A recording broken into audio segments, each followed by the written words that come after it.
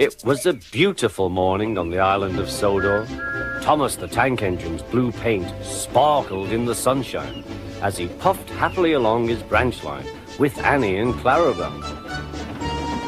He was feeling very pleased with himself.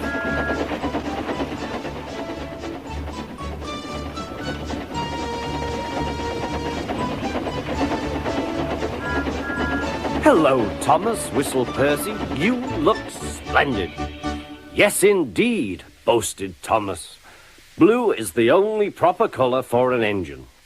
"Oh, I don't know. I like my brown paint," said Toby.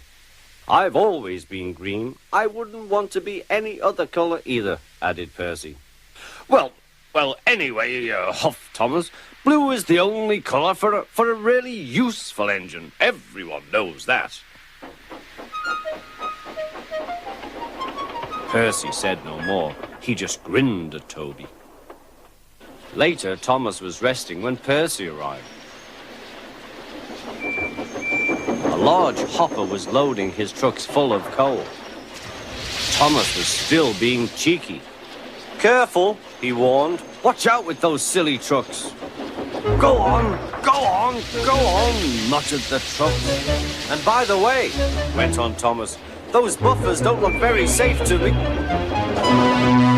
The last load poured down. "Help! I'm choking!" cried Thomas. "Get me out!" Percy was worried, but he couldn't help laughing. Thomas's smart blue paint was covered in coal dust from smoke box to bunker. "Ha ha," chuckled Percy. "You don't look really useful now, Thomas. You look really disgraceful." "I'm not disgraceful," choked Thomas. "You did that on purpose. Get me out."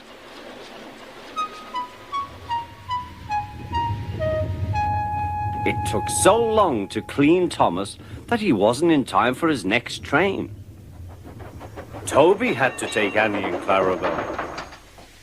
"Poor Thomas," whispered Annie to Clarabelle. They were most upset.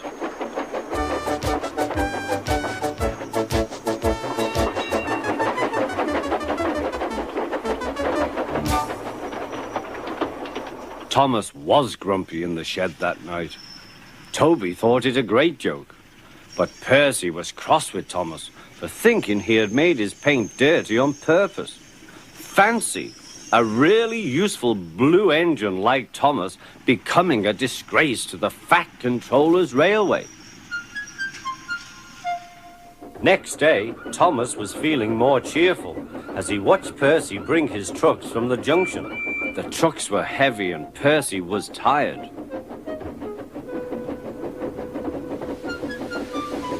"Have a drink," said his driver, "then you'll feel better."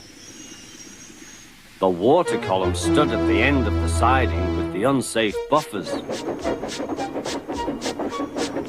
Suddenly, Percy found that he couldn't stop. The buffers didn't stop him either. "Oh!" wailed Percy. "Help!" The buffers were broken and Percy was wheel-deep in coal.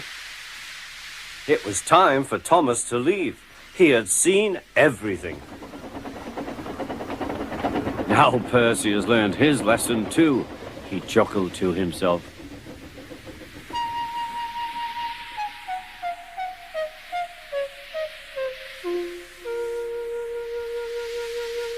That night, the two engines made up their quarrel. "I didn't cause your accident on purpose, Thomas," whispered Percy. "You do know that, don't you?" "Of course," replied Thomas, "and I'm sorry I was cheeky. Your green paint looks splendid again, too. In future, we'll both be more careful of coal."